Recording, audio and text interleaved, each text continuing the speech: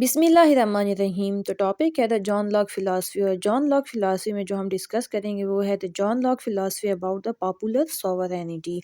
اپنی پچھلی ویڈیوز میں John Locke philosophy about the human nature, about the natural rights and state of nature and social contract اور property rights, ان تمام کے بارے میں بتا چکی ہوں۔ اگر آپ نے سمجھنا ہے تو آپ وہاں وزٹ کر سکتے ہیں۔ سب سے پہلے آ جاتے ہیں ڈیفینیشن آف پاپولر سوورینٹی۔ اس کا مطلب یہ ہے کہ دا کنسیپٹ آف اتھارٹی، کہ جتنی بھی اتھارٹی ہوگی گورنمنٹ کے پاس یا پھر گورنمنٹ بنے گی یا ٹوٹے گی، وہ صرف اور صرف لوگوں کی کنسینٹ سے ہوگی، مطلب کہ لوگوں کی رضا سے ہوگی۔ اور یہ جو لوگ ہیں یہ ہیں سورس آف پولیٹیکل پاور۔ لوگ ڈیسائیڈ کریں گے کہ گورنمنٹ کس کے پاس ہونی چاہیے اور کس کے پاس نہیں ہونی چاہیے۔ تو یہ ہے اصل کنسیپٹ پاپولر سوورینٹی کا، کہ جو اتھارٹی کی جو ڈیسیشن ہے وہ لوگوں کے ہاتھ میں ہو، لوگ ڈیسائیڈ کریں۔ اس کے بعد آ جاتا ہے کلیکٹیو اتھارٹی۔ اسی پاپولر سوورینٹی میں یہ تمام جو کنسیپٹس ہیں ان کو ڈسکس کریں گے۔ سیکنڈ کنسیپٹ ہے کلیکٹیو اتھارٹی، کہ جتنی بھی کمیونٹی ہے ایز اے ہول، یہ کمیونٹی ریفلیکٹ کرتی ہے ایک آئیڈیا کو، ایک بیلیف کو، جو کہ سوشل کانٹریکٹ کا آئیڈیا ہے، بیلیف ہے۔ اور سوشل کانٹریکٹ میں یہی کلیکٹیو ایگریمنٹ آف پیپل تھا، مطلب کہ تمام لوگوں نے مل کر ایگریمنٹ کیا تھا۔ اس کے بعد پاپولر سوورینٹی میں یہ تیسرا کنسیپٹ آ جاتا ہے right to remove the government, مطلب کہ جیسے میں نے آپ کو اپنی پچھلی ویڈیو سوشل کانٹریکٹ میں بتایا کہ یہ جو گورنمنٹ تھی یہ لوگوں کے فنڈامنٹل رائٹ کو پروٹیکٹ کرنے کے لیے بنائی گئی، اور جتنے بھی لوگ تھے انہوں نے اپنی فریڈم کو کمپرومائز کیا تھرڈ پارٹی کے لیے، تاکہ وہ اپنے نیچرل رائٹس کو پروٹیکٹ کر سکے۔ تو اسی طرح اگر گورنمنٹ ان کے نیچرل رائٹس کو، لوگوں کے نیچرل رائٹس کو پروٹیکٹ نہیں کرتا اور اپنے سیلف انٹرسٹ کو پروموٹ کرتا ہے اور وائلیشن کرتا ہے لوگوں کے فنڈامنٹل رائٹس کی، تو لوگوں کے پاس یہ رائٹ ہے کہ وہ ریوولٹ کرے، مطلب کہ گورنمنٹ کے خلاف ریولوشن کرے اور گورنمنٹ کو جو ہے وہ ختم کرے، مطلب کہ ریوولٹ کریں۔ یہ ایک رائٹ دیا گیا ہے لوگوں کو کہ اگر گورنمنٹ جو ہے ان کا ڈسٹرسٹ کرے، مطلب کہ ان کے ساتھ دھوکہ کرے اور اپنے سیلف انٹرسٹ کو پروموٹ کرے۔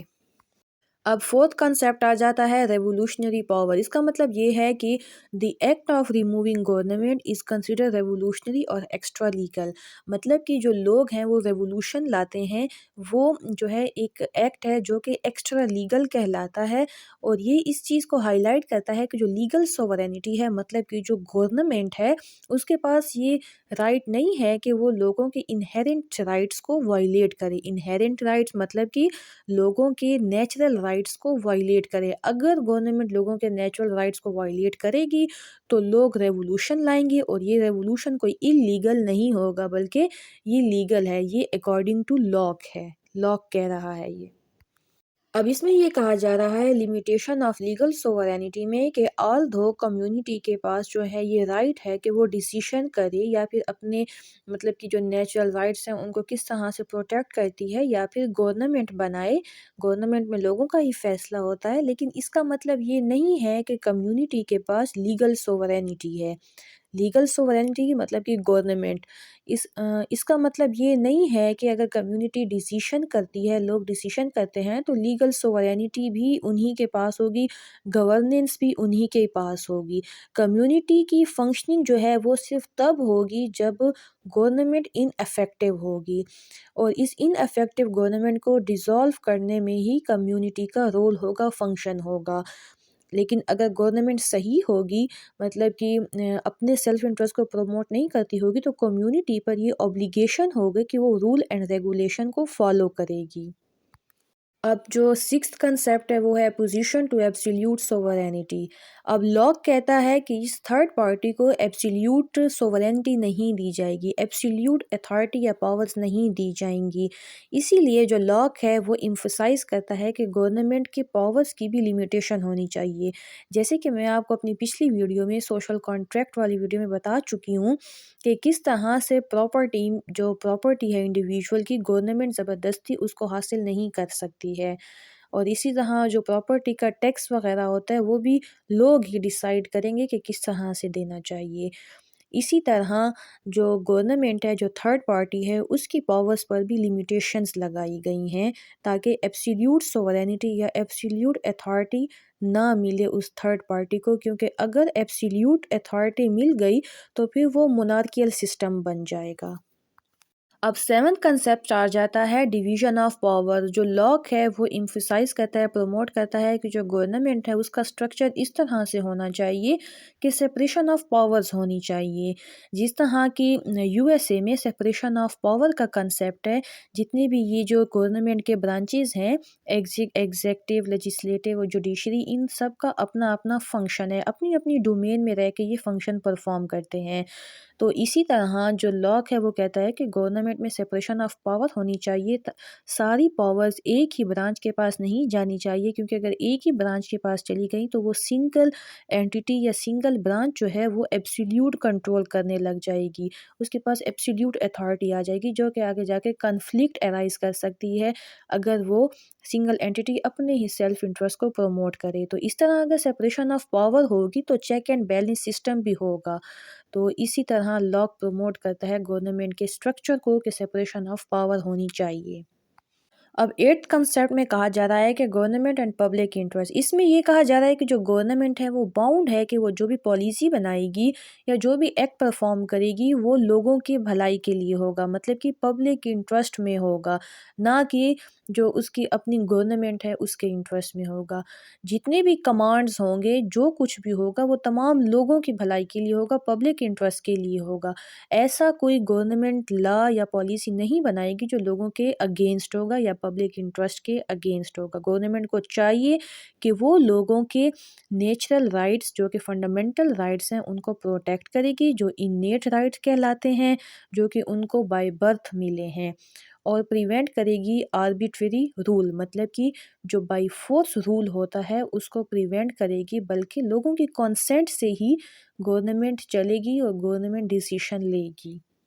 جو نائنتھ کنسیپٹ ہے وہ ہے لا ایز سوورینٹی۔ اب اس میں یہ کہا جاتا ہے جو تھرڈ پارٹی ہے گورنمنٹ وہ سوورن نہیں ہوگی، بلکہ لا جو ہے وہ سوورن ہوگا۔ جو گورنمنٹ ہے وہ بھی لا کے انڈر کام کرے گی، اور یہ لا جو ہے بنے گا کامن کنسینٹ سے، مطلب کہ لوگوں کی رضا سے، جتنے بھی پبلک کنسینٹ ہوگا اس سے یہ لا وجود میں آئے گا، اور اس لا میں جو نیچرل رائٹس ہیں لوگوں کے، جو فنڈامنٹل رائٹس ہیں، جو انیٹ رائٹس ہیں، جس کو ڈیوائن رائٹس بھی کہا جاتا ہے لوگوں کے، اس کو پروٹیکٹ کیا جائے گا اس لا میں، اور گورنمنٹ جو ہے وہ بھی لا کو فالو کرے گی، اور یہ لا جو ہے وجود میں آئے گا، بنے گا بائی کامن کنسینٹ، لوگوں کی رضا سے یہ لا بنے گا۔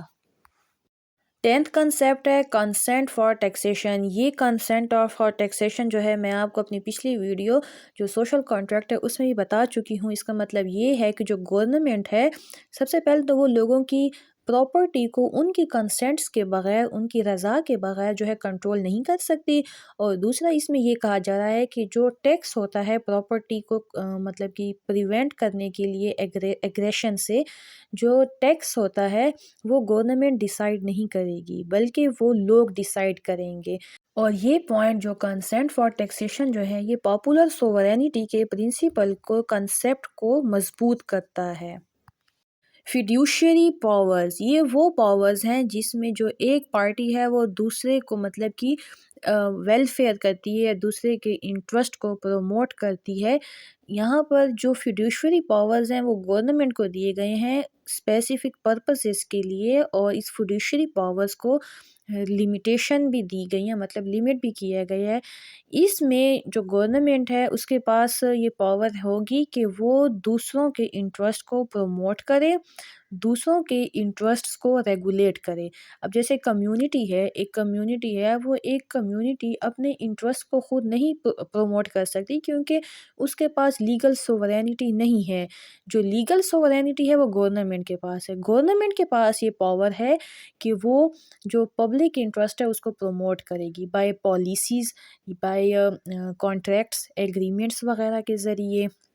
تو اس طرح جو فیڈیوشری پاورز ہیں وہ گورنمنٹ کے پاس ہیں۔